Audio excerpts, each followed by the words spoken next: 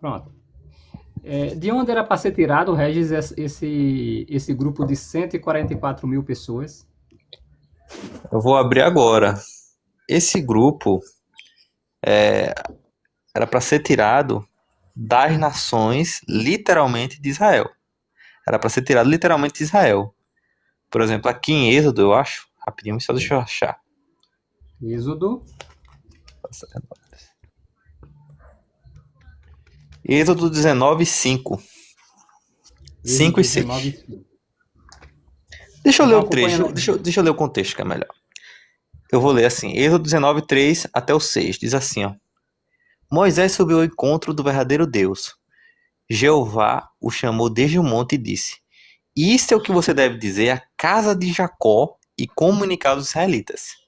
Vocês viram com seus próprios olhos o que eu fiz com o Egito, e como carreguei vocês sobre as asas de águias e os trouxe até mim. Agora, se obedecerem fielmente à minha voz, guardarem o meu pacto, certamente se tornarão minha propriedade especial dentre todos os povos, pois a terra inteira pertence a mim. Vocês se tornarão para mim um reino de sacerdotes e uma nação santa. Essas são as palavras que você deve dizer aos israelitas. Então, olha, Jeová, ele ia tirar 144 mil aonde? Da nação de Israel. O que foi que Jeová disse? Vocês se tornarão para mim um reino de sacerdotes e uma nação santa. Mas Jeová colocou uma exceção, olha. Para vocês fazer isso, vocês têm que escutar a minha voz e guardar meu pacto. E a gente viu ao longo da história da nação de Israel, dentro da própria Bíblia, que eles não fizeram isso. Não fizeram isso com todo o coração. Geração após geração, uma era pior do que a outra. Idolatria, adultério, assassinato, ocultismo, tudo isso. Se desviaram da lei. Mas Jeová, ele puniu eles. Olha, vou dar um cascão de orelha, vou dar um puxão de orelha de vocês, um cascunho de vocês, para se ajeitar. Aí Jeová envia Nabucodonosor, destrói Jerusalém e o templo em 607. Vocês vão ficar no cativeiro, estão de castigo por 70 anos. Depois Jeová envia Ciro, em 537, pode voltar. O povo nunca mais comete idolatria. Mas o povo ainda continua tendo alguns perrengues. Por exemplo, na época de Esdras e Neemias, o povo estava começando a casar com descrente. E isso era errado. Isso era errado.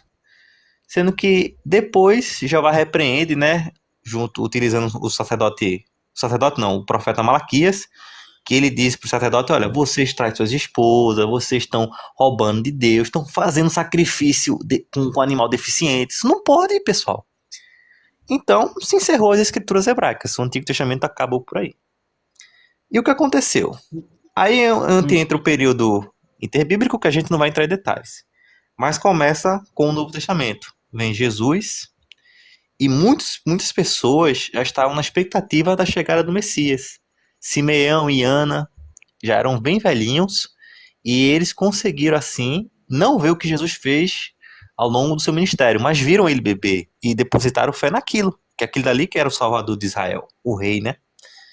E o que aconteceu? Jesus vem, inicia sua obra, seu ministério, seus discípulos, faz discípulos, e muitas pessoas, em vez de depositar fé no que dizia a lei mosaica, que sugeria um profeta semelhante a Moisés, que é Jesus, o que foi que os israelitas fizeram?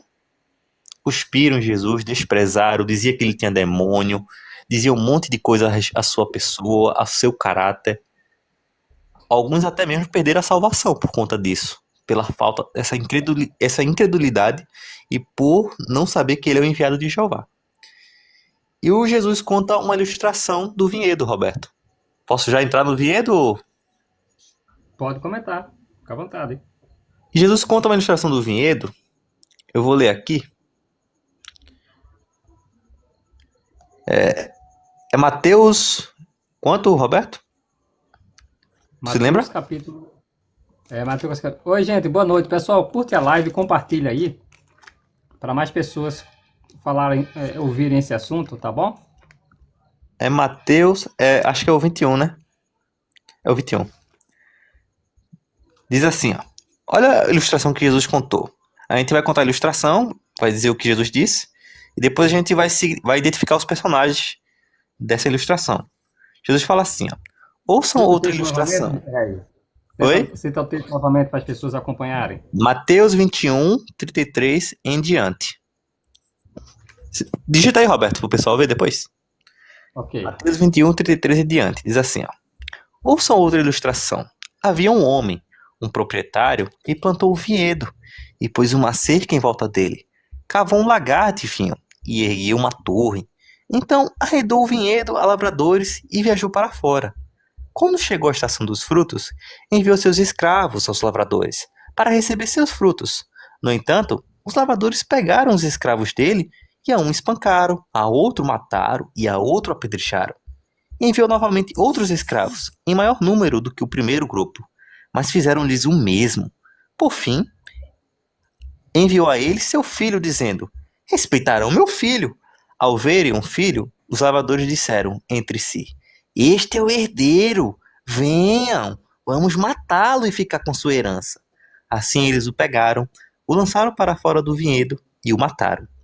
Aí Jesus ele encerra a ilustração aqui, né? Aí ele pergunta para as pessoas que ele estava contando: portanto, quando o dono do vinhedo voltar, o que fará com aqueles lavradores?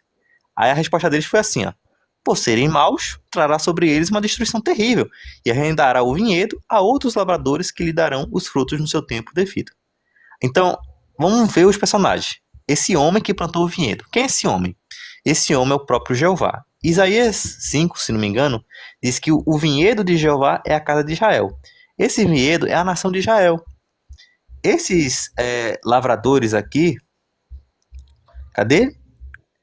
Esses lavradores aqui são os líderes judaicos. Esses escravos que o proprietário enviou foram os profetas que foram espancados, apedrejados. Quantos profetas sofreram perseguição? Está lá até no número de reis, ainda se me engano, 7.000 que não se ajoelharam perante Baal.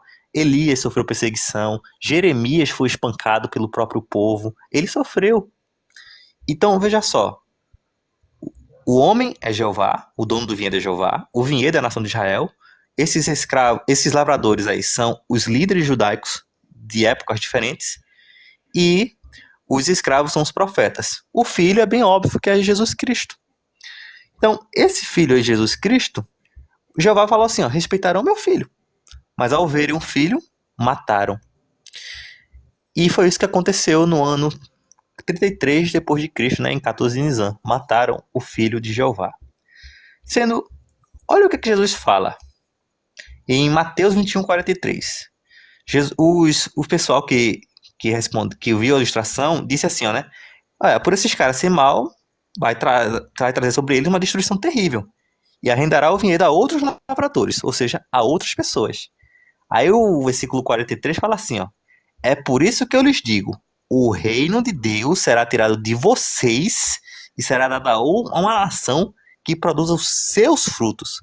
Então veja, Jesus falou que o reino de Deus ia ser tirado da nação de Israel e dado a outra. Ou seja, as bênçãos que Israel iria receber se fosse obediente iriam ser transferidas para outra nação. E é isso que a gente vai falar. O Regis, é interessante que o versículo 45, quando conclui-se o assunto, olha o versículo 45, pessoal. Observe aí, em Mateus capítulo 21, versículo 45. Eu vou ler, viu? Por favor. Quando os principais sacerdotes e os fariseus ouviram as ilustrações dele, sabiam que falava deles. Embora quisessem prendê-lo, tinham medo das multidões, porque elas o consideravam como um profeta. Olha que interessante. Então, quando Jesus citou a ilustração, e é muito provável que Jesus cita essa referência aqui, conforme você mencionou, usando Isaías capítulo 5, era evidente que ele conhecia muito bem os líderes religiosos, os fariseus. Eles sabiam muito bem, os principais sacerdotes conheciam bem de que eles, como nação, era o vinhedo de Jeová. Era o vinhedo de que se esperava colher frutos bons, mas o resultado não veio. Exatamente. Então, olha só, eles sabiam que Jesus estava contando aquela ilustração pensando neles. Então, não era novidade para eles que Jesus estava citando aquela ilustração. Como é que nós sabemos disso? Porque quando nós lemos aqui Isaías, gente, capítulo 5, vamos fundamentar, citar os textos e vamos ler, tá? Ó, Isaías capítulo 5, o versículo é o versículo de 1 até o versículo 7. E até é um escrito em forma de poema, em estilo poético. Diz assim, ó, Isaías capítulo 5, diz assim, ó: Cantarei para o meu amado uma canção sobre o meu amado e seu vinhedo. Que interessante. Meu amado tinha um vinhedo numa encosta fértil. Ele revolveu a terra e tirou as pedras. Plantou um vinhedo, uma videira seleta de uvas vermelhas. Construiu uma torre no meio dele e escavou nele um lagar. Então ficou esperando que produzisse uvas boas, mas eles produziu apenas uvas bravas. E agora, habitantes de Jerusalém e homens de Judá, que interessante. Por favor, julguem entre mim e o meu vinhedo. Mas o que mais eu poderia fazer pelo meu vinhedo que eu já não tenha feito? Que impressionante, né? O que mais eu posso fazer pelo meu vinhedo que já não tenha feito? Porque é que quando eu esperei que produzisse uvas boas, ele produziu apenas uvas bravas. Agora vou lhe dizer o que farei com meu vinhedo. Vou remover sua cerca viva e ele será queimado. Olha como já fora profetizado. Vou derrubar o seu muro de pedras e ele será pisoteado. Será pisoteado. Farei dele um terreno baldio. Não será podado nem capinado.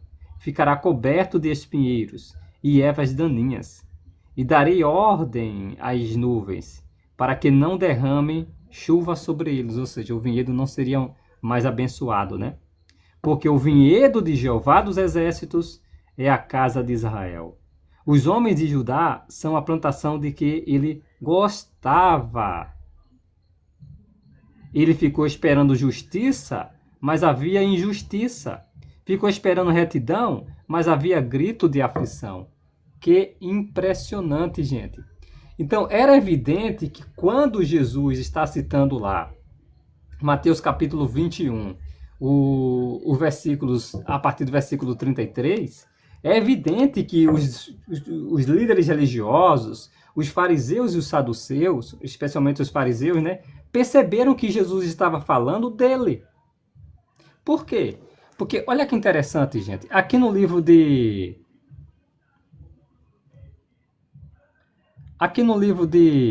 Segunda das Crônicas, olha que interessante, gente. Segunda das Crônicas. O versículo 36. Segunda das Crônicas, capítulo 36. O versículo 15. Vão acompanhando aí os textos para vocês verem como é interessante. Diz aí para eu anotar aqui. Ô Beto, não tem nada a ver, Beto, o que você citou lá não tem nada a ver com essa a ilustração que Paulo faz, não tem nada a ver com o que você mencionava. É o qual? Da Oliveira? É. Qual Segundo deixa as eu Crônicas- anotar aqui, pessoal? Segundo as Crônicas 36, 15 e 16.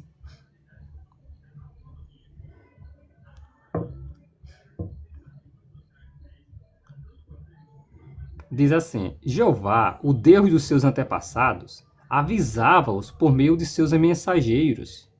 Ele os avisava vez após vez, porque tinha compaixão do seu povo e do seu lugar de morada. Mas eles caçoavam dos mensageiros do verdadeiro Deus, desprezavam suas palavras e zombavam dos seus profetas, até que o furor de Jeová veio contra o seu povo e não havia mais remédios. Olha que impressionante, gente. Então, a nação de Israel, Deus tentou cultivar, para qual objetivo? Produzir uma nação de reis e sacerdotes. Então, seria da nação de Israel que Deus iria tirar deles um povo para constituir de reis e sacerdotes, de modo que seria deles, da nação de Israel, que os 144 mil receberiam bênçãos. É exatamente ela. Só que com base na ilustração que nós consideramos, aquela bênção, esse privilégio, seria tirado deles, seria tirado da nação de Israel. E seria dado a uma nação que produzisse os seus frutos. Roberto, Isso não faz sentido, gente?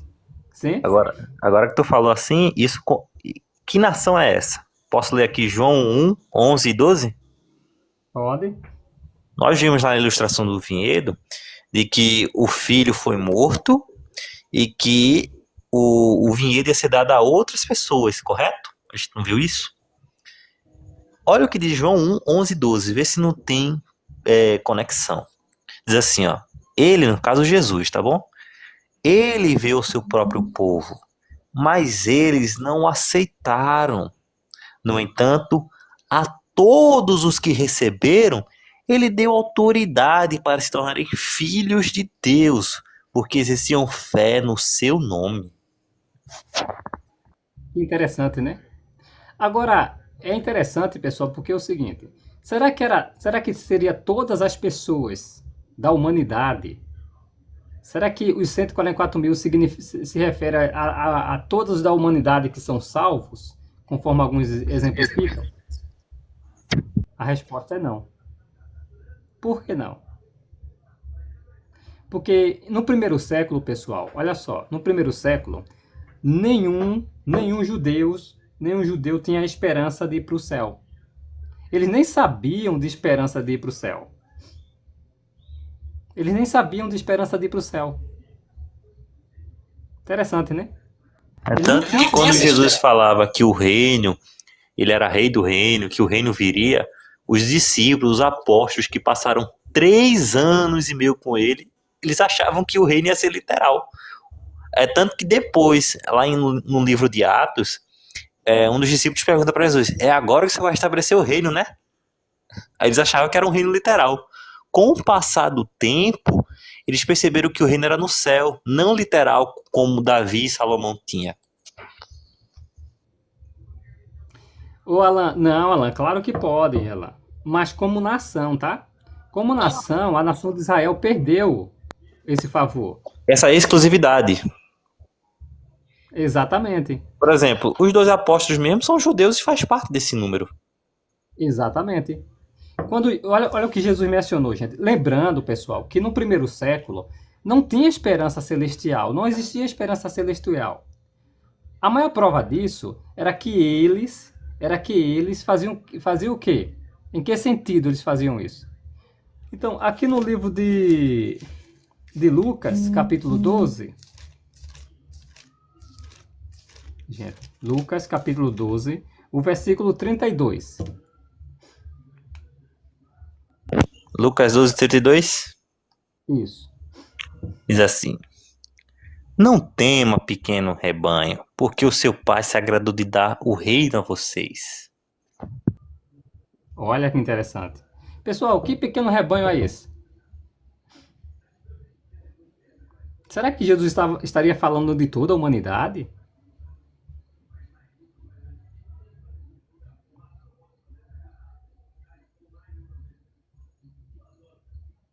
Será que Jesus estava falando de toda a humanidade? Será que ele se referia à humanidade como um pequeno rebanho? Será que ele falaria de todos os salvos como sendo um pequeno rebanho? Seria evidente que não, gente. São os discípulos de Jesus que estavam com ele naquele tempo? São, porque são discípulos gerados por Espírito Santo. Até porque naquela época, gente, não existia, eles não tinham esperança celestial, eles aguardavam um reino que seria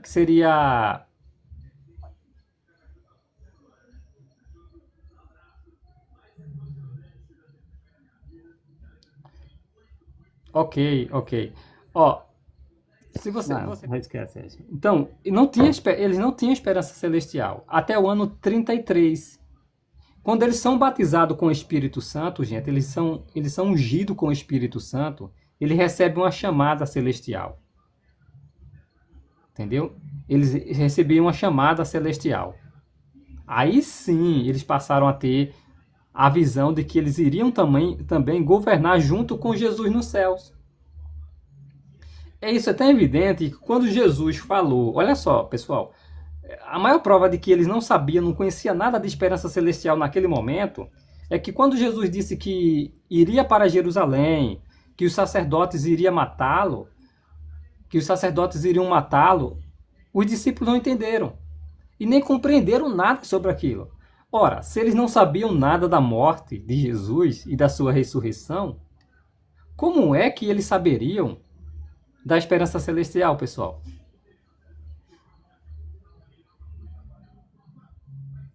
Entendeu? Como é que eles sabiam da esperança celestial?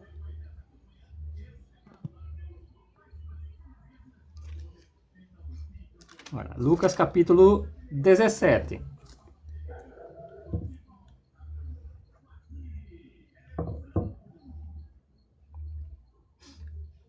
Ok, Danilo. Tchau para você também. É nítido que você não quer saber nada de Bíblia. Você quer zombar.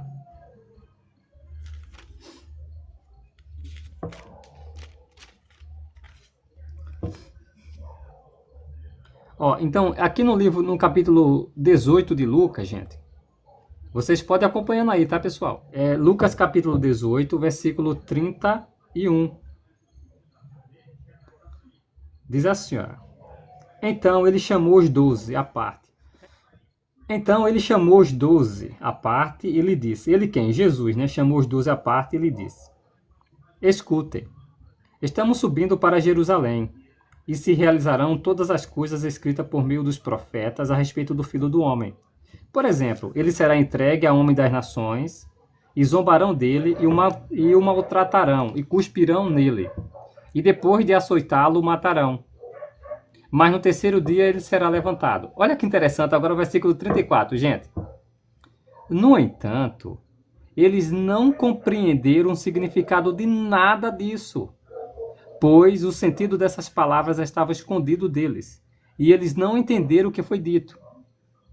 Então eles sabiam que Jesus teria que morrer, que teria que ser ressuscitado? Eles tinham esse entendimento a respeito disso? Óbvio que não. Não, Alain, não. Roberto, quando Jesus disse que ele ia ser entregue morto, não foi Pedro que falou, né? Senhor, tenha pena do Senhor mesmo. E não terás tal destino. Foi exatamente isso. Não terás tal destino. Perfeito. Então ele, olha só, no entanto, eles não compreenderam o significado de nada disso, pois o sentido dessas palavras estava escondido deles, e eles não entenderam nada. O que é interessante é que aqui no livro de Lucas ainda, capítulo 19, note que eles estavam indo para Jerusalém. Quando Jesus disse essas palavras, olha, eles vão me prender, vão me bater e vão me matar, mas no terceiro dia eu vou ser ressuscitado. E eles não entenderam nada disso. Prova que eles não entenderam é que quando chega no versículo 11, olha o que diz, olha, 19 e 11. Lucas capítulo 19, versículo 11.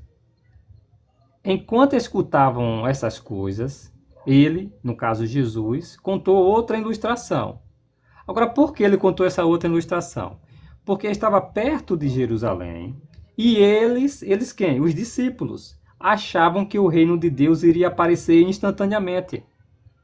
Pessoal, os discípulos, com base nesse texto aqui, os discípulos esperavam ir para o céu? Eles esperavam uma recompensa de ir para o céu?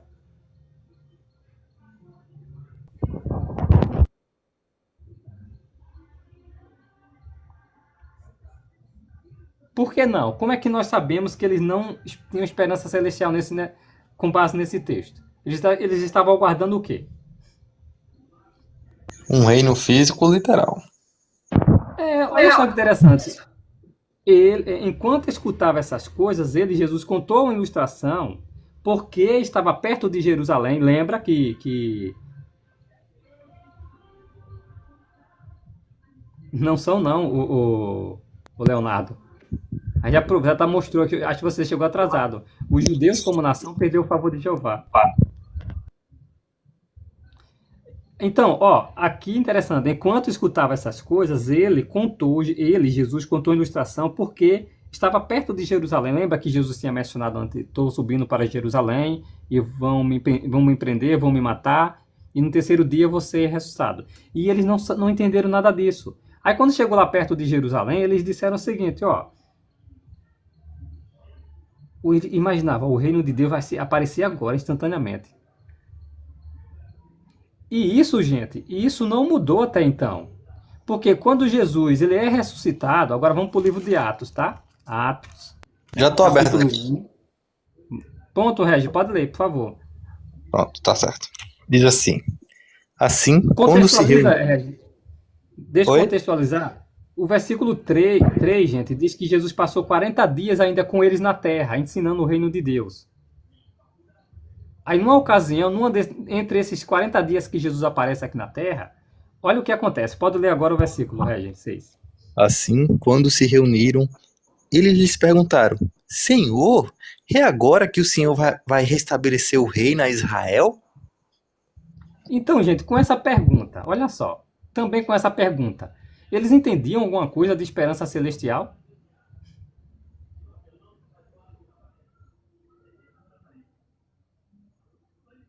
Eles sabiam de alguma esperança celestial? Exatamente, pessoal. Eles não sabiam de nada de esperança celestial. Eles só iriam ter esperança celestial depois que eles recebessem o Espírito Santo. Em Atos 2. Oi, é isso? Em Atos 2. Exatamente, eles receberiam o Espírito Santo. Porque o Espírito Santo iria convidar eles, iria ungir eles para a esperança celestial. A partir do Pentecostes de 33 era comum, aí sim, os discípulos, aqueles 120 discípulos, passaram a entender que eles foram chamados para o céu. Aí dali em diante passou a se ter esperança celestial. Isso mesmo. Interessante, Roberto, que a congregação cristã de início era só judeu. Depois veio os gentios. Mas todos eles, todo judeu conhecia o Antigo Testamento, de Gênesis a Malaquias. Todos eles entendiam o paraíso na terra, todos eles entendiam o milênio, o leão comendo palha, o Messias reinando a terra, as pessoas tendo filhos, tendo casas no milênio. Todos eles entendiam isso. Aí chega o Messias fala uma coisa que, oxê, não tô entendendo, só pode ser literal. Mas depois que eles são ungidos, é que eles sentem, rapaz, o reino vai ser no céu, o milênio a gente vai governar lá do céu. Exatamente. Tem um texto interessante, o Regis. Hoje já estão lá. A maioria deles já estão lá. Faltam uns restantes. Aí vai chegar lá no restante, vai chegar lá. Primeiro nós vamos analisar, vamos na ordem cronológica desses eventos, tá? Aqui deixa eu ver aqui, versículo 5. Deixa eu ver qual o texto aqui, agora eu esqueci. Lembra do texto que fala da unção, Regis? É que o próprio Espírito intercede com o nosso? Não, ali é Romanos 8. É um texto aqui que, primeiro é 2 Coríntios, eu confundo muito. Como é que diz o quê? Diz aí. Fala que unge é Deus. Deixa eu ver aqui, viu? Paulo fala de um selo. Esse selo é dado por Espírito Santo. Estava aqui agora um texto, acabei esquecendo. Entendeu? Efésios, meu Deus do céu, Efésios. Eu confundo esses versículos.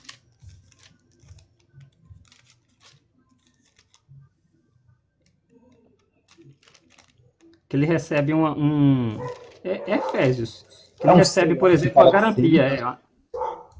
Ele recebe uma garantia. Pronto, encontrei esse mesmo. Efésios capítulo 1, versículo 13 e diante. Efésios 1, 13. Aí o 14. Olha só que interessante, pessoal. É daqui que eles passam a ter, gente, a esperança celestial.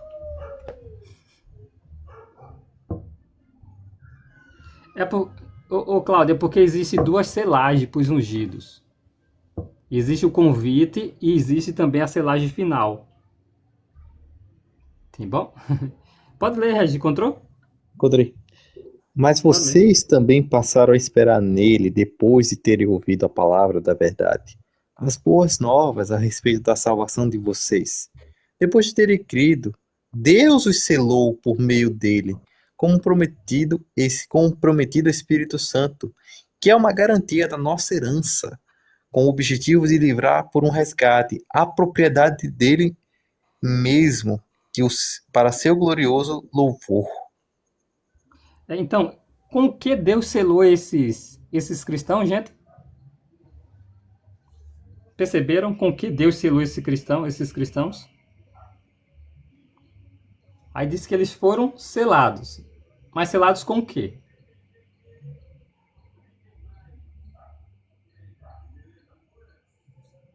Perceberam? Selados com o prometido Espírito Santo, que é uma garantia da herança. Que interessante, né? Falou que eles foram selados com o prometido Espírito Santo. Gente, olha que curioso. Os discípulos de Jesus, antes do Pentecostes de 33 era comum, recebiam o Espírito Santo? O que é que vocês acham? Antes do Pentecostes. O Espírito Santo já desceu em algum humano antes desse evento? No! Errou, Regi. Tinha descido sobre Jesus, né? Não. Moisés não recebeu o Espírito Santo, gente? Mas recebeu para ir pro céu? Então, mas essa não foi a pergunta. Vamos lá, gente. Aqui no livro de João, olha só, antes do Pentecoste, tá? João capítulo 20. Vamos ver. O versículo é o 21 e 22. Vamos ver. Eu também, Carla. Vamos lá. Então, vocês vão entender porque o Espírito Santo, gente, na ocasião do Pentecoste de 33, era uma... Lembra? Efésios capítulo 1 falou que Deus selou com o prometido Espírito Santo. Só que o Espírito Santo havia sido derramado sobre eles, não no sentido de selar, de dar uma garantia. Entenderam? Eles receberam o Espírito Santo, mas para cumprir função. Por exemplo, função de profeta, função de rei. De ter paciência, esse negócio. Eles tinham o Espírito Santo. Mas esse Espírito Santo que ele recebe no Pentecoste de 33 era comum, foi um Espírito Santo de uma selagem. Exato, boa. Na barriga de Elizabeth, lá, João Batista ficou cheio de Espírito Santo, não foi, gente? Ele deu um chute. Deu um chute lá de alegria. Agora veja João capítulo 20, versículo 21 e 22. Vamos lá. Isso antes do Pentecoste, tá, gente? E aí, Regis? 20 e 21 é? 20, 21 e 22. Depois de dizer isso, ele lhes mostrou a sua mão. Não é isso não. O 21. Jesus lhe disse novamente: que a paz esteja com vocês. Assim como o Pai me enviou, eu também os envio. Depois de dizer isso, soprou sobre eles e lhes disse: recebam o Espírito Santo. Se vocês perdoarem pecados de alguém, eles estão perdoados. Se não perdoarem os pecados de alguém, eles não estão perdoados. E aí, gente, eles recebiam o Espírito Santo, tá vendo aí? Jesus soprou sobre ele, ó, antes do Pentecoste. Recebam o Espírito Santo. Só que esse Espírito Santo, o Espírito Santo que eles haviam recebido ali, não haviam ungido eles. Eles receberam a função do Espírito Santo para perdoar pecados. Não selo, exatamente, não selo. Agora, quando é no Pentecoste de 33 era comum que eles são selados, que eles recebem a garantia da esperança celestial. Aqui em Atos capítulo 1, ó, o versículo 4, olha o que Jesus disse, olha. Atos capítulo 1, versículo o 4. Enquanto eu estava reunido com eles, ordenou-lhes, isso depois de ter soprado sobre ele o Espírito Santo. Então eles já haviam recebido o Espírito Santo, mas não no sentido especial da selagem que acontece no ano 33, no Pentecostes, né? Aí ele diz, olha, não saiam de Jerusalém, mas continuem esperando o que o Pai prometeu. Que impressionante. conforme eu lhe falei. Pois João realmente batizou com água, mas vocês serão batizados com o Espírito Santo dentro de poucos dias. Entenderam agora? Quando eles fossem batizados com o Espírito Santo, aí sim, pessoal, eles passariam a entender que haviam sido chamados, selados, e recebiam a garantia de que eles seriam reis e sacerdotes com Jesus no céu. Entenderam agora?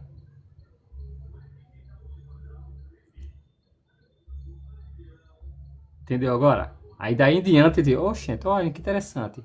A gente estava lá tão curioso, fazendo tantas perguntas para Jesus, mas agora a gente consegue entender o que ele disse. Por isso que o apóstolo Pedro vai dizer que eles agora eram uma nação santa, sacerdócio real, povo escolhido. Esse texto? Pode ler, Regi, por favor. Esse texto, assim, a gente viu lá no início da live que como foi que Jeová disse que ia fazer da nação de Israel se fosse obediente? Reino e sacerdotes, né? Isso. E eu tinha falado do início que as bênçãos de Israel foram transferidas para a congregação cristã ungida. 1 de Pedro 2, 9 e 10. Tá bom? Eu vou ler aqui, 1 de Pedro, capítulo 2, o versículo 9 ao 10. Fala assim, ó. Mas vocês são raça escolhida, sacerdócio real, nação santa, povo para propriedade especial, para que divulguem as suas qualidades excelentes daquele que o chamou da escuridão para a sua maravilhosa luz. Note que isso aqui não se refere à nação de Israel, literalmente, se refere a todos aqueles que aceitam Jesus como Senhor e Salvador e que são ungidos com o Espírito Santo. Por quê? Porque o verso 10 fala assim, ó, antes vocês não eram povo, mas agora são povo de Deus. Antes vocês não haviam sido tratados com misericórdia, mas agora receberam misericórdia. Então veja, Israel sempre foi povo de Deus. Desde que Jeová fez amizade com Abraão, Isaac e Jacó, ele sempre apoiou os descendentes dos seus amigos. Mas aqui se refere a gentios que se converteram. Porque Pedro fala assim, ó, vocês antigamente não eram povo, mas agora vocês são. Vocês não haviam sido tratados com misericórdia, mas agora vocês receberam misericórdia. Por quê? Porque aceitaram Jesus. Porque eles que estavam dispostos, eles fizeram uma coisa que a nação de Israel, alguns, não todos, né? Alguns não fizeram, que foi depositar fé no Messias. Exatamente. E, gente, olha uma pergunta interessante. Quantos discípulos Jesus tinha? Apóstolo. Discípulo tem um monte. Quantos discípulos que Jesus tinha?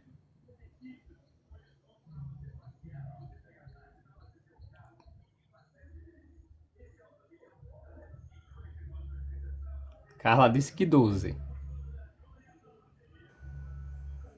Eu digo que é um monte. E aí, pessoal? O pessoal ficou com medo de responder? Depois daquela casca de banana que tu soltasse? Tinha um monte, gente. Ele tinha vários discípulos, não sabemos quanto. Era porque ele escolheu 12 apóstolos. Se ele tivesse apenas 12 discípulos, não faria sentido ele escolher 12, porque eles já estariam com os 12. Então Jesus tinha vários discípulos. Inclusive tinha 70, por exemplo, que ele indicou e que voltou com muita alegria. Então ele tinha muito, mas ele escolheu 12 apóstolos. Nessa ocasião, mas será que Jesus... O que é que Jesus queria com isso, em escolher 12 apóstolos? 12, gente, é um número muito significativo na Bíblia. 12, 24 é muito significativo na Bíblia. 24 é o dobro de 12. Entendeu? Rapidinho, só uma dúvida. Quando fala 24 ancião, é a soma das 12 tribos com os 12 apóstolos? Não. Tem a ver com a questão sacerdotal, quando Davi ele dividiu as 12 tribos, os sacerdotes, em 12 turmas para servir no templo. Aquela turma de Abias, né? Abião, né? São 12, são 24 turmas. Porque era o reforço para mostrar que não deveria parar nem cessar o serviço no templo a Jeová. Sempre deveria ter sacerdócio em apoiar e beneficiar o povo. Deus tá assim, ó. Vocês vão trabalhar, rapaz. Não, Davi, não vai trabalhar. Exatamente. Então, por isso que 12 é o arranjo de Deus. 24 é o arranjo de Deus dobrado. Mostrar que o arranjo vai de fato funcionar. É uma ênfase para garantir que os sacerdotes servirão a Deus constantemente em benefício dos mansos da terra. Sim. Manda esse Interessante texto isso. aí. Qual é o texto mesmo? É Reis, é? Ou é Samuel? Rapaz, é segunda ou é primeira das crônicas? Acho que é a primeira das crônicas. A segunda das crônicas não conta sobre Davi. É, Mas depois porque, eu te mando aí. tipo, É a tá primeira das certo. crônicas. Porque Davi não tinha construído o templo, né? Então ele só fez o arranjo, o preparo. Exato, exatamente. Mas então, veja que interessante, pessoal. Levando em consideração essa questão dos 12, quando Jesus fez a refeição pascual e mais tarde ele instituiu a ceia, quantos discípulos estavam com ele? Oi, Gilmar, boa noite. Quantos discípulos estavam com ele, gente? Ô, Regi, tu não vale, Regi. A gente já estudou isso junto, tu não vale.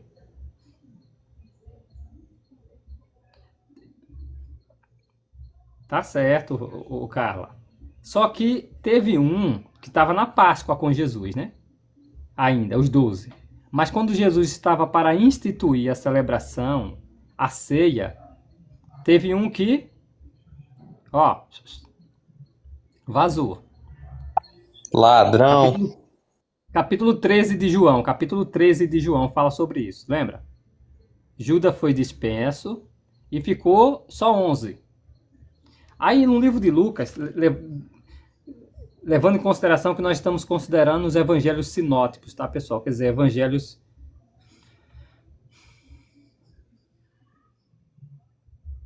Sim, é todos juntos, exatamente. É uma nação que vai constituir o reino de Deus. Aí Não necessariamente. aqui em Lucas capítulo 22, versículo 28, olha o que Jesus disse naquela noite. Judas já estava dispenso, tá, pessoal? Aí Lucas registra o que Jesus disse naquela noite, sob inspiração. Ele disse, olha, no entanto, vocês são os que ficaram comigo nas minhas tribulações. Essas palavras são dirigidas aos 11 apóstolos fiéis. Eu faço com vocês um pacto para um reino, assim como meu pai fez um pacto comigo, a fim de que vocês comam e bebam a minha mesa no meu reino e se sentem em tronos para julgar as 12 tribos de Israel. Que interessante. Ele não disse para todos. Jesus não foi na praça. Lembra de João capítulo 14? Na casa de meu pai há muitas moradas? Jesus não gritou isso na praça. Ele disse isso para os seus discípulos, para os seus apóstolos achegados. O número simbólico é 12, porque esse número 12 tem significância. O que se disse para esses 11 estava valendo para os 12, que por sua vez valeria para 24, e 24 vezes 6 valeria para os 144 mil. Ou 12 vezes 12 mil. 144 mil. Entenderam o arranjo? 12 vezes 12, 124. E 144. 144 mil. Então esse arranjo. É por isso que quando Judas morre, Judas, ele sai, deixa de ser infiel, ele é substituído. Mas quando Tiago morre, que é apóstolo, ele não é substituído. Porque os 12 teria de compor o alicerce. Quando você vai lá para Apocalipse, você vai ver que a Nova Jerusalém tem como alicerce o nome dos 12 apóstolos. Por que o alicerce? Porque é com ele que se baseia os 144 mil. É a partir deles que vem os 144 mil, que vão reinar junto com Jesus. Eles são, dos grupos dos 144 mil, os apóstolos são os principais. Exatamente. Ele é a base da Nova Jerusalém, é a base do novo governo. Roberto, então Entenderam? quer dizer que Paulo não faz parte dos 12 apóstolos, né? Ele está entre os restantes dos 144 mil, né? Ele está dentro dos 144 mil, mas ele não é a base. A base é Matias. Oi, Thelma. Boa noite, Thelma. Roberto, eu achei interessante que tu leu Lucas 22, 28 e 30. Eu vou repetir aqui o texto. Eu vou focar nessa parte assim, ó. No entanto, vocês são os que ficaram comigo das minhas provações. Eu faço com vocês um pacto para um reino. Oxe, Sim, assim como meu pai fez um pacto comigo, a fim de que sim. vocês comam e bebam na minha mesa no meu reino. Olha que interessante essa expressão. Assim como o pai fez um pacto comigo. Que pacto foi esse? A gente vai falar ou pode falar agora? Pode falar. Esse pacto de reino está lá. Quem predisse isso não foi. Esse pacto foi predito muito antes de Jesus vir para a Terra. Está lá em Daniel 7. Daniel 7, o 13 e o 14. O Daniel 7, a gente falou muito aqui nas últimas lives, né? Sobre as potências. Mas a gente não vai Uhum. falar sobre elas, vai falar sobre o 7, o 13 e o 14. Diz assim, ó. Daniel, capítulo 7, versículo 13 e o 14. Continuei olhando nas visões à noite e vi alguém parecido como um filho de homem. Vi com as nuvens dos céus e ele obteve acesso ao antigo de dias, que é o próprio Deus. E foi conduzido à sua presença. Olha que interessante. Foi-lhe dado domínio, honra e um reino para que os povos, nações, línguas o servissem. Seu domínio é um domínio eterno, que jamais terminará, e seu reino não será destruído. Então, olha, Jesus provavelmente ele teve em mente o que Daniel falou. Assim como o meu pai fez um pacto comigo, eu vou fazer um pacto com vocês. E como isso é verdade? Porque a profecia desse pacto que Jesus fez com os discípulos também foi predita por Daniel. Daniel 7:27. Diz assim, ó. E o reino, o domínio e a grandeza dos reinos debaixo de todos os céus foram entregues ao povo que são os santos do Supremo. Esses santos são quem? São as pessoas que Jesus estava fazendo o pacto. Aí, ó. Perfeito. O reino deles é um reino eterno, e todos os domínios servirão e obedecerão a eles. Então, olha, como Daniel 7, 13, 14 e 27 tem muita ligação com Lucas 22, do 28 ao 30. Interessante, né? Perfeito. Oi, Thelma. Você tem dúvida se você é dos 144 mil, é? Então, Ô, não é... Thelma, a gente tá falando aqui o seguinte, Thelma. Não cabe a gente dizer quem é parte dos 144 mil e quem não é. A gente tá falando, entendeu? E não cabe a gente, porque você vai ver que a questão de ser dos 144 mil, a pessoa tem uma experiência muito específica com Jeová. Entendeu? Ó, eu não sou dos 144 mil, te garanto. Eu não recebi o convite de ser, não fui ungido, tá bom? Mas fica na live aí que você vai compreender por que Jeová escolheu os 144 mil. Você vai achar interessante. Ó, então, o que Regis mencionou é interessante, gente, ó. Em Daniel capítulo 7, o versículo 13 e o versículo 14, esse ancião de dia, quem é esse ancião de dia? Não, eu sei, Rodrigo, é porque de fato tem gente que não sabe. Então, assim, como é algo que só é entre ela e Jeová, a gente não pode dizer quem não é, sabe? Como a Thelma, por exemplo. A Thelma, eu quero saber se ela é ou não é. É algo, a questão dos ungidos é uma experiência pessoal. Ninguém pode dizer para ela se ela é ou se não é. Quem vai dizer para a pessoa que ela é ungida que não é, só só quem é, só essa pessoa só é Jeová. Ninguém pode dizer. É tanto que por exemplo, se alguém na reunião, na celebração, tomar o pão do vinho, tu não pode impedir a pessoa. Exatamente. Ninguém pode dizer assim, gente, você não é dos ungidos. Você não é. Porque é só Jeová que pode dizer isso para ela. É uma experiência pessoal. Nós, por exemplo, a maioria de nós vai dizer, nós temos esperança terrestre. Então, a gente sabe que a gente não teve uma experiência. Eu tenho uma esperança terrestre. Hein, Roberto? Eu Eu vou falar tenho. aqui, eu tenho uma esperança terrestre e dou graças a Deus por não ter uma esperança celeste. Uhum. Tudo bem. Ó, mas aqui o capítulo 7 menciona que esse... Quem é esse ancião de dia, gente? Que faz um pacto com o Filho do Homem. Esse ancião de dias aqui é Jeová, ó. Então ele dá a Jesus o domínio e um reino. Entende? E mais tarde é mencionado que os santos, inclusive santos aqui está no plural, os santos do Supremo também recebem um reino. Então por isso que Regi linkou aí Lucas capítulo 22 com um pacto que Jesus também fez com seus discípulos, que são mesmo santos do Supremo. Entenderam? Então é o mesmo. Só que esse santo do Supremo, quando chegou a revelação ou o Apocalipse, o que é que acontece que é interessante, gente?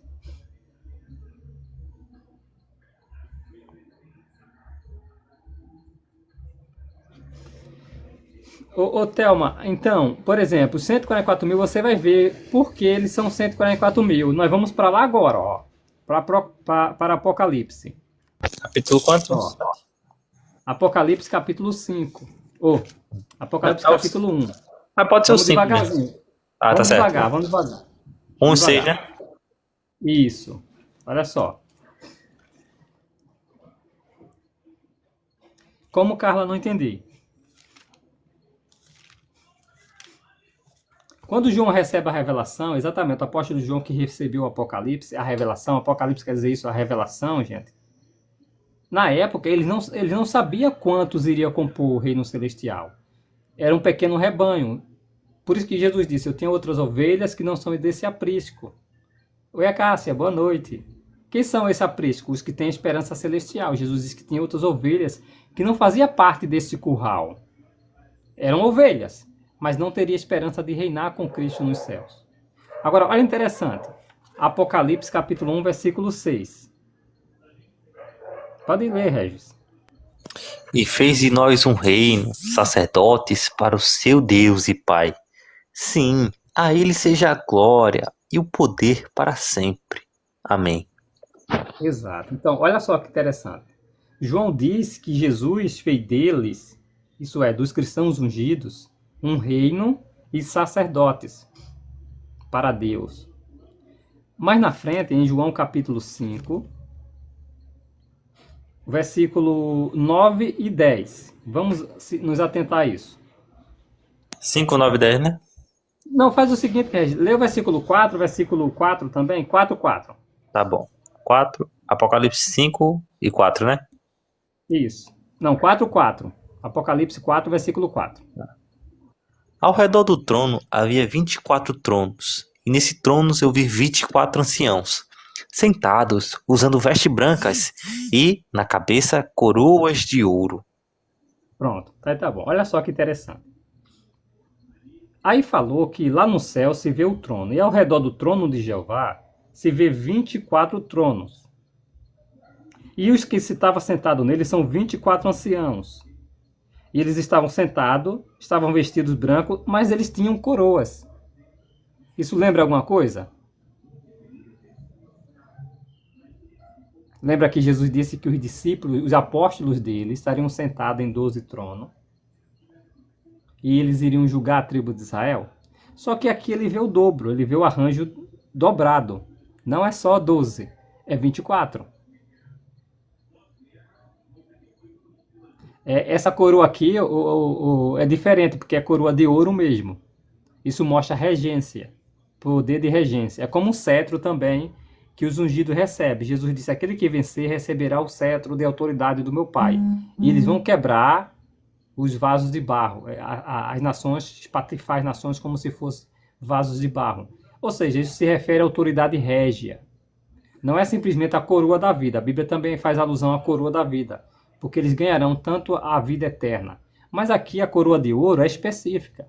Se refere a poder régio. Por quê? Porque eles também estão sentados em tronos. Curioso, né? Interessante, né? Eles estão sentados em tronos. Então eles receberão poder régio. No capítulo 5 de Mateus, agora no versículo 28, ou 28 não, versículo 8, Regis. Apocalipse 5, 8. Certo, 5, 8. Quando ele pegou o rolo, as criaturas viventes e os 24 anciãos se prostraram diante do Cordeiro. Cada um deles tinha uma harpa e tigelas de ouro cheias de incenso. O incenso representa as orações dos santos. E canta um novo cântico. O Senhor é digno de pegar o rolo e de abrir os seus selos, pois foi morto e com seu sangue comprou pessoas para Deus, de toda tribo, língua, povo e nação, e fez deles um reino e sacerdotes para o nosso Deus, e eles reinarão sobre a terra. Olha que interessante, gente. Esses 144 mil tem algumas características que nos ajudam a identificá-los. Entendeu? Esses 144 mil tem algumas características que nos ajudam a identificá-lo. São 288 mil, é fé e esperança. Essa é nova para mim. A Bíblia fala de 144 mil, mas 288 mil eu nunca tinha visto. Não, 144 mil. Cagota. Tá, ok. Do E 14 é outro. Nada a ver. Tá fazendo separação do Apocalipse agora? Não é não, é o mesmo. Ó, então, olha que curioso, gente. Vamos para algumas características dos 144 mil. Eles sentam em tronos. Olha só que curioso. Eles têm vestes brancas e têm coroas de ouro. Interessante, né? Olha que interessante. No versículo 8, disse que eles também têm harpas. Porque eles têm harpas. Olha que interessante. Fé e esperança. Os 144 mil mencionados no capítulo 7 não são judeus. Literais. Os judeus literais perderam esse favor faz tempo. Ó. A gente considerou isso aqui agora há pouco, né? A gente analisou diversos textos que mostram... Acho que a pessoa chegou um pouco tarde. Mas só para contextualizar, esse Israel aí é o mesmo que está lá em Romanos, em Gálatas, porque nem todos que são Israel são de fato Israel. Só lembrar desse texto. É o Israel de Deus, é o Israel espiritual. É o Israel que o discípulo Tiago escreveu, as 12 tribos de Israel. Mas não era a Israel carnal, porque eles não acreditam em Jesus. Então não é esse sentido. Então, olha, gente, vamos lembrando das características dos 24 anciãos.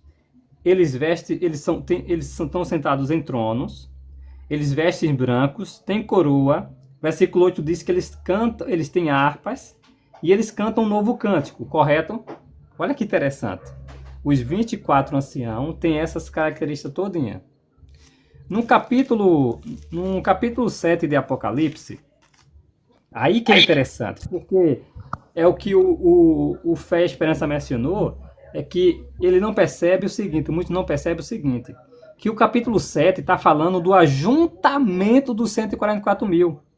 Já no capítulo 14 de Apocalipse, o grupo dos 144 mil já estão lá junto com Jesus. No capítulo 7 de Apocalipse, você não vê os 144 mil no monte, Sião. Você vê o ajuntamento, a selagem dos 144 mil. Como é que nós sabemos disso? Olha só, viu, o Fé e Esperança? O versículo 7, olha, de Apocalipse. Depois disso, vi 4 anjos em pé nos 4 cantos da terra, segurando firmemente os 4 ventos da terra, de modo que nenhum vento pudesse soprar sobre a terra, nem sobre o mar, nem sobre alguma árvore. E eu vi outro anjo subir do nascente, com um selo de Deus, do Deus vivente. E ele gritou em alta voz para os 4 anjos, aos quais haviam sido concedido fazer dano à terra e ao mar. Olha que interessante. Não faça dano à terra, nem ao mar, nem às árvores, até termos selados na testa dos escravos de Deus. Que interessante. Ok, o Fé e Esperança. Olha só que interessante. Aqui menciona, gente, o ajuntamento, a selagem. Lembra da selagem mencionado lá em Efésios? Que eles são selados com o Espírito Santo. Lembra disso? Isso mesmo, Thelma. Isso significa, Thelma, esse vento aqui são ventos da tribulação, tá? Por quê? Como é que nós sabemos disso? Em Jeremias, capítulo 30, versículo 23 e 24, lá fala da tribulação que Israel sofreu como ventos, como a tormenta, como a tempestade. Isso é evidente que esse vento aqui está se referindo ao vento da destruição, que eles, antes de serem soltos, eles precisam, os cristãos ungidos serem selados. Então aqui, gente, no capítulo 7, está falando da atividade que haveria de ajuntar 144 mil, que são retratados aqui como recebendo o selo. Que selo é esse, gente? O selo do prometido Espírito Santo, que nós consideramos no livro de Atos, que nós consideramos no livro de Efésios. Então ele recebe a garantia da chamada celestial. Só que essa selagem, ela está em andamento. Os cristãos ungidos, 144 mil, estão em andamento. Interessante que esse... Oi? Não, é que tu falasse que está em andamento, eu posso ler só esse texto aqui? Pode. Apocalipse 6:11 corrobora com o que o Roberto disse, pessoal. Diz assim, ó. Apocalipse, capítulo 6, o versículo 11. E a cada um deles foi dada uma comprida veste branca. A gente viu isso lá em Apocalipse 5. Uma comprida veste branca. E foi-lhes dito que descansasse mais um pouco, até que se completasse o número dos seus co-escravos e irmãos que estavam para ser mortos, assim como eles tinham sido. Então, olha essa expressão, até que se completasse. Quer dizer que 144 mil é um número que ainda está incompleto. Exato. Olha que curioso. Aí as pessoas confundem achando que esses selados aqui são selados da nação carnal, do Israel carnal, dos judeus. No entanto, pessoal, não faz menor sentido. Por quê? Porque aqui se refere, o Apocalipse capítulo 7 se refere a uma atividade que começou com os discípulos de Jesus. Lembra que eles são os alicerces da Nova Jerusalém? Foram os 12 que tornam o alicerce da futura Nova Jerusalém? Então não pode se referir a cristãos, a judeus anteriores a isso. Não. Então, quando se fala que há 12 da tribo de Ruben, de Gad, de Azer, de Naftali, aqui está falando do Israel espiritual. Sim, e como isso é verdade? Primeiro, porque aqui cita tribo de José. Nunca houve tribo de José. Por quê? Porque as 12 tribos, se você pegar o Antigo Testamento, a tribo de José foi dividida entre os filhos deles, Efraim e Manassés. E aqui cita a tribo de Levi, nunca teve tribo de Levi. Tribo de Levi não contava com as 12 tribos, porque era responsável pelo sacerdócio. É tanto que nem sequer receberam herança quando entraram na terra prometida, porque Jeová era a herança deles. E o Roberto, e tá faltando 2 tribos aqui, né? Sim. Interessante, né? Como é que é 12 tribos, literal mesmo, se tá faltando tribos? Exatamente. Então, como é que tribo de Israel deixando tribo de fora? É evidente que não se trata, gente. Aqui no livro de Tiago, olha só, pessoal. A igreja, vamos falar assim, a igreja de cristãos da época, elas eram retratadas como sendo Israel. Só que era Israel ou israelita espiritual. Era esse o sentido. Filhos de Abraão, segundo a fé. Exato, perfeito. Segunda fé, exatamente, Regis. Aqui no livro de Tiago, capítulo 1. Não, mas na verdade, Thelma, na verdade, as tribos, na verdade, são 12 tribos. Na verdade, são 13 tribos, só que a tribo de Judá não é a tribo de Levi não foi contada. São 13 tribos. Só que a tribo não é contada. E lá em Apocalipse ela aparece. Então é óbvio que não está se tratando do Israel carnal, literal, físico. Mas está se referindo ao Israel espiritual. É só comparar Apocalipse 7, assim, o nome de cada tribo lá, de Judá, de Ruben, compara com Apocalipse 7 com o números 1, que tu vai ver que não bate.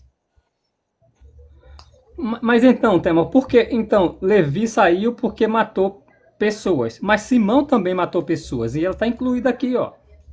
Simão tramou isso. Outra coisa, Ruben subiu, né, na cama do pai.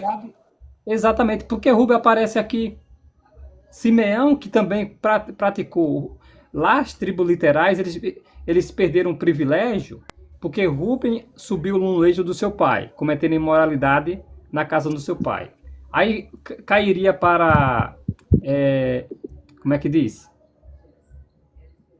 Simão e Levi. Aí eles perderam isso. Entendeu? Depois caiu por quarto, caiu para Judá. Aí sim eles começou a linhagem do Messias por Judá, por isso, porque eles já haviam cometido pecados graves, de modo a se comprometer a ser leais a Jeová. Eles não fizeram isso. Aí aqui no capítulo 1 de Atos, gente, de Tiago capítulo 1, versículo 1, lembra, Tiago, imagine só, será que Tiago estava escrevendo isso aqui para o judeu, para a nação para a nação de Israel carnal? Olha só. Tiago, escravo de Deus e do Senhor Jesus Cristo. Os judeus, as 12 tribos, não acreditavam em Jesus Cristo. As 12 tribos que estão espalhadas. Saudações. Meus irmãos, considere como motivo de verdadeira alegria. Ele menciona tudo aqui. Tudo que ele menciona aqui não está se referindo a nada. Tiago não está escrevendo aos judeus literais. É óbvio que o termo 12 tribos aqui se refere à igreja. A igreja ungida no primeiro século. Mas olha como ele se referia. Como 12 tribos. E aí, qual o problema disso? É só uma analogia de arranjo, pessoal. Somente isso. Assim como o Israel de Deus no passado tinha uma organização, o Israel espiritual também teria uma organização. E também é só lembrar do que diz Colossenses, que todas essas coisas, tabernáculo, templo, sacrifício, sacerdócio, tudo isso é sombra. O que é uma sombra? Uma sombra, ela reflete o que de fato é uma coisa real. A realidade é outra. A realidade é Jesus, a realidade é o céu. Então, tudo isso que tinha o arranjo, a organização na nação de Israel, isso era só uma sombra, mas a realidade é os céus. Perfeito. E olha, para concluir, há um contraste aqui entre os 144 mil do Israel espiritual e Apocalipse capítulo 7, versículo 9, onde fala de uma grande multidão que vai sobreviver à grande tribulação. Essa grande multidão, gente, tem esperança de viver para sempre aqui na Terra, num paraíso, tá? Aí, mais adiante, aí você olha como é o Apocalipse, gente. Esse ajuntamento aqui no capítulo 7 está falando do ajuntamento dos 144 mil e da grande multidão. Tá bom? Olha só. Aí nos capítulos mais adiante, você vai ter ali os toques de trombeta que acontece. Vai se tocando as trombetas. No capítulo 11, se aparece ali as feras, que vai tentar combater aí o ajuntamento dos 144 mil e a grande multidão. A fera, usado por Satanás, tenta barrar aí o crescimento da obra e a selagem dos ungidos. É claro, isso mostra no capítulo 13, menciona as feras que o diabo usaria, o sistema que o diabo usaria para tentar fazer com que os 144 mil não fossem selados. Já no versículo 14, aí sim, o texto mostra que o diabo seria fracassado. Porque se vê aqui, olha, eu vi o cordeiro em pé no monte Sião, e com ele 144 mil que tem o nome dele e o nome do seu pai escrito na testa dele. Ou seja, não é judeu não, o fé e esperança. Isso mostra que o diabo fracassou, porque agora, olha só, no capítulo 7, aqui fala do ajuntamento, lembra? Que o anjo não vai fazer dano até que se sela os 144 mil. Só que aqui agora, no capítulo 14 de Apocalipse, se vê lá no céu, Jesus e 144 mil. Agora, lembre das características dos cristãos dos 24 anciãos. Aí, olha que interessante. E ouvi o som do céu, como um som de muitas águas, como um som de forte trombeta. O som que eu vira era como o som de cantores cantando as suas harpas ao cantar. Lembra que 24 anciãos ele tem harpas? Aí dizia, eles cantam um novo... eles cantam o que parecia ser um novo cântico. Oi? Roberto, e detalhe, aquele lá do Apocalipse 5, os 24 anciãos, eles eram de... Qual era a nacionalidade deles? Toda tribo, língua, povo toda tribo, língua, povo, nação. Então, os 144 mil é de toda tribo, língua, povo, nação. Sim. E aqui, olha, ele tem harpas, esses 144 mil tem harpas, e eles cantam um novo cântico. A mesma coisa que faz os 24 anciãos no capítulo 4 e no capítulo 5 de Apocalipse. Então isso não é mera coincidência, gente. Aí continuam o seguinte, ninguém podia aprender esse cântico, exceto os 144 mil que foram comprados na terra. Então esses cânticos, só quem cantam são eles, porque eles têm uma esperança única com Jeová. São eles que são ungidos, eles são batizados com o Espírito Santo e são ungidos, são chamados para fazer parte dos 144 mil. É uma esperança que só eles podem dizer que tem. Não eu, você, nem outro. Não, mas ali é a grande multidão que vai viver na terra, o fé e a esperança. Ali é um contraste entre os 144 mil, o número completo, e um número que não tem um número exato. Ali é um número contável e um número que é incontável. Agora, olha que curioso, diz assim, olha. Não é a plenitude dos 144 mil, nada a ver. Toda vez que o Apocalipse fala de um número grande literal, o número grande é literal. 1000 anos é 1000 anos literal. 144 mil é 144 mil literal. Ó, ninguém podia aprender esse cântico, exceto os 144 mil que foram comprados da terra. Foram comprados da terra. Olha só, eles não foram comprados de Israel, foram comprados da terra. Esses são os que não se contaminaram com mulheres, de fato são virgens. Aí olha só, lá no Apocalipse, os 24 anciãos estão cantando diante de quem? Do Cordeiro. E aqui diz, esses 144 mil estão seguindo o Cordeiro. Que Cordeiro? O Cordeiro que foi visto lá no meio do trono das criaturas. Estão seguindo o Cordeiro para onde quer que ele vá. Esses foram comprados dentre a humanidade como primícias. Primeiro, foram comprados dentre a humanidade como primícias para Deus e para o Cordeiro. Apocalipse justamente fala sobre isso. Interessante, no Apocalipse capítulo 4 e 5 fala sobre isso. E, curiosamente, no capítulo 17, no capítulo 20, os 144 mil que são reis e sacerdotes reinam por Cristo durante 1000 anos. Então, só aqueles 24 anciãos que têm trono, que têm coroa, os 24 anciãos só podem ser os 144 mil que vão reinar junto com Jesus. Entenderam? Oi, Regis. Não, é feito falou, Apocalipse 20 fala que esses daí que fazem parte da primeira ressurreição, eles reinam com Cristo por 1000 anos. E Apocalipse 5 fala que esses daí reinarão sobre a terra.